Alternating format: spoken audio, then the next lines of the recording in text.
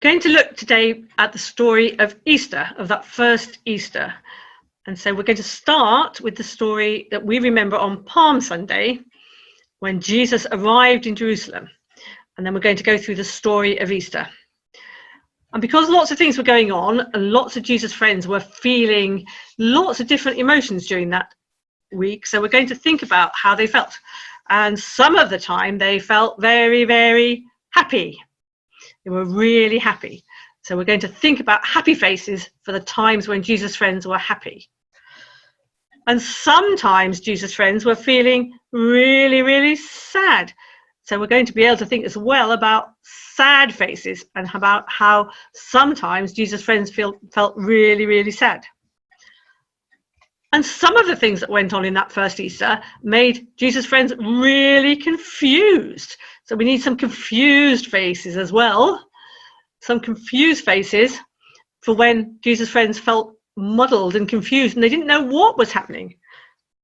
And some of the things that happened were really, really frightening. So we're also going to need to make a frightening face, a frightened face for when they were really scared because they thought there was a danger and they were scared of what was going to happen.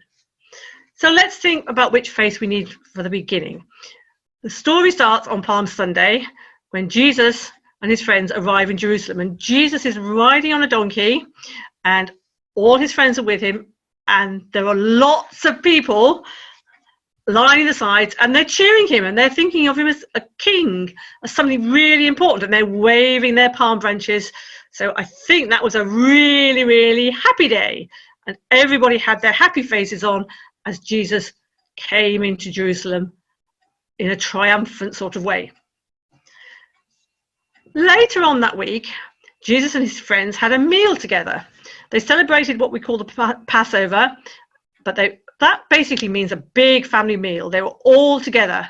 They arrived in Jerusalem and they were all together in one place, and I think that was a happy thing as well. They were all having a nice meal together, like we all wish we could do now with our family and friends. So they were very happy at that point as well. At the end of the meal, something slightly strange happened, and Jesus told them that one of them was going to betray him.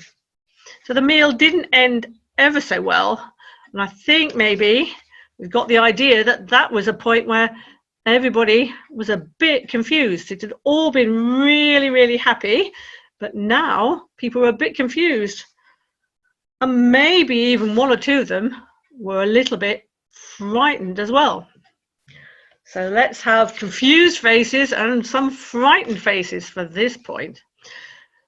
After that, the story goes slightly from bad to worse, because Jesus went out with some of his close friends and they went out into a garden, and Jesus was arrested. The soldiers came and took Jesus away. At this point, the disciples, Jesus' friends, were really confused and probably very, very frightened. It's possible as well they were a little bit sad, because the day and the visit to Jerusalem had gone really rather wrong. Jesus was taken away, he was put on trial, and the disciples mostly ran and hid. They didn't know what was going on. And the next thing that happened was very, very sad. Very, very sad, because we have the part of the story where Jesus is killed by the soldiers. He's hung on the cross and left to die. And all those friends of Jesus, the disciples, his other friends, the women who were part of his group, and his mother was there, we're told in the Bible, they were all really sad and they didn't know what was going to happen next. Jesus' body was taken from the cross and it was put in a tomb. The tombs those days wasn't like a grave like we'd think now. It was a cave with a stone put on the front. So his body was put in the cave and the stone was put on the front. Now, 2 days later, one of Jesus' special friends, Mary of Magdalen, she went to the tomb because Jesus' body had been put in the tomb quite quickly, and she wanted to do the final rituals to look after the body as it should be cared for when somebody has died. And she got to the tomb, and to her surprise, the stone was rolled away from the entrance. She looked in, and she was really, really confused. Let's have those confused faces. She was really, really confused because the body of Jesus wasn't there. No body. So she looked and she looked and she ran and ran to find the disciples. And she told the disciples, he's not there. The body isn't there. Where have they taken him? He's not there. Two of Jesus' friends came and looked, and they all looked, and Mary Magdalene went back as well, and they looked, and definitely no body. So the disciples ran away again, but Mary stayed in the garden. I wonder how she felt now. Maybe still a bit confused.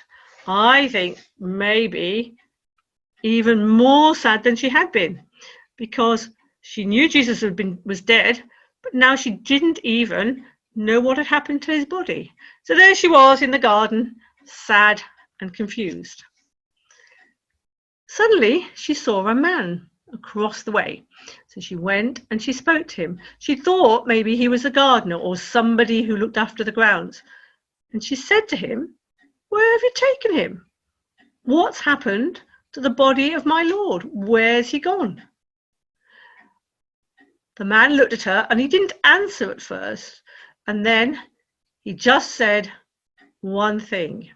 He said her name. He said, "Mary." And she looked up and she looked up and she realized, and she looked closely and she heard that voice.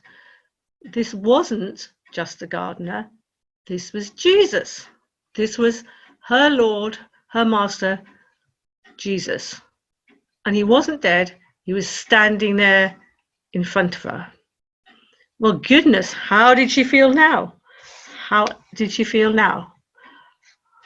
Happy, I should think. Maybe still a little bit confused, but definitely happy. And so there we have Mary in the garden. And she went again to the disciples and said, "He's alive. Jesus is alive. He's not dead." And all the disciples continued a little bit confused, but a lot happier than they had been. And it took a time for them to work out what had happened, but that's where we'll stop the story for today. With Mary in the garden with the risen Jesus, which makes all the difference to what we believe now, just as it made a difference to the lives of those disciples 2,000 years ago.